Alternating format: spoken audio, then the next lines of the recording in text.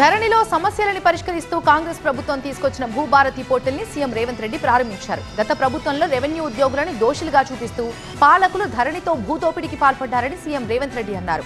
ప్రతి భూ కమతానికి పక్కా రికార్డు ఉండేలా రెవెన్యూ సిబ్బంది కొత్త భూభారతి చట్టాన్ని అమలు చేయాలన్నారు సీఎం.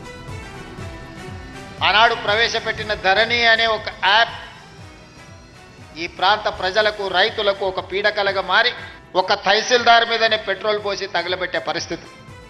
ఇబ్రహీంపట్నంలో ఈ ధరణి భూతంలో వచ్చిన మార్పులు జంట హత్యలకు కారణమైంది. మరి గత ప్రభుత్వం మిమ్మల్ని దోషులుగా మిమ్మల్ని బూచిగా చూపించి చట్టాలను మార్చి ఆ చట్టాలను కొద్దిమందికే చుట్టాలుగా మార్చి వేలాది ఎకరాలను కొల్లగొట్టే ప్రయత్నం జరిగిన మాట వాస్తవం కాదా? మా ప్రభుత్వం వస్తుంది, ధరణిని ఆనాటి ప్రభుత్వం చేసిన చట్టాన్ని బంగాళాఖాతంలో ఇసురుతామని. వాళ్ళు చేసింది తప్పు, దాన్ని బంగాళాఖాతంలో విసరడం పెద్ద విషయం కాదు. ఈనాడు మనం చేస్తున్న చట్టం పేదలకు చుట్టాలుగా ఉండాలి, పేదవాడి సమస్యని పరిష్కరించాలి.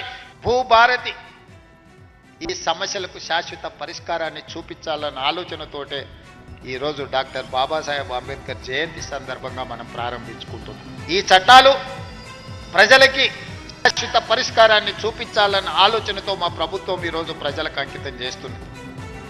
ఈరోజు 4 మండలాలలో పైలట్ ప్రాజెక్టుగా గ్రామాన రెవెన్యూ సిబ్బంది వెళ్ళి అక్కడ అధికారులు ప్రజలను కలిసి వాళ్ళ నుంచి విజ్ఞప్తులు తీసుకొని వాటిని పరిష్కరించే విధంగా ఈరోజు కలెక్టర్లకు ఆదేశాలు ఇవ్వడం జరిగింది.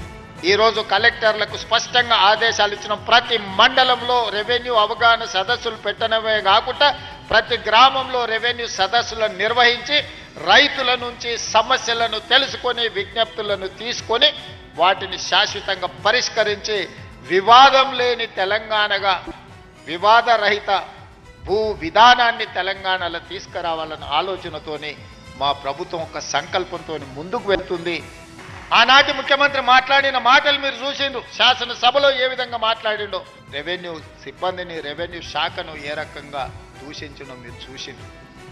వాళ్ళు లేకుంటేనే వ్యవస్థ నడిచిందా? వాళ్ళు లేకుంటేనే ఎన్నికలు జరిగినాయా? వాళ్ళు లేకుంటేనే తెలంగాణ ఉద్యమం జరిగిందా? వాళ్ళు లేకుంటేనే తెలంగాణ రాష్ట్రాన్ని సాధించుకున్నామా? అన్ని సందర్భాలలో వాళ్ళు కావాలి, కానీ వాళ్ళు మాత్రం దోషులుగా సమాజం ముందు నిలబడాలా?